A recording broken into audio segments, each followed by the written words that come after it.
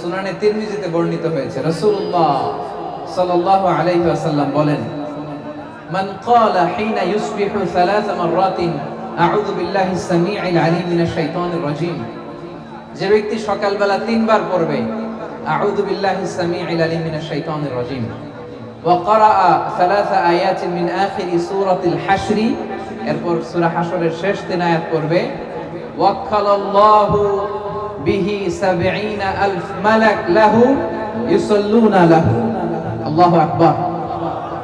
আল্লাহ তাআলা ওই ব্যক্তির জন্য ৭০,০০০ ফেরেশতা নিয়োগ করবে, যারা এই ব্যক্তির জন্য হাত্তা ইউমসিয়া, সন্ধ্যা পর্যন্ত দোয়া করতে থাকে।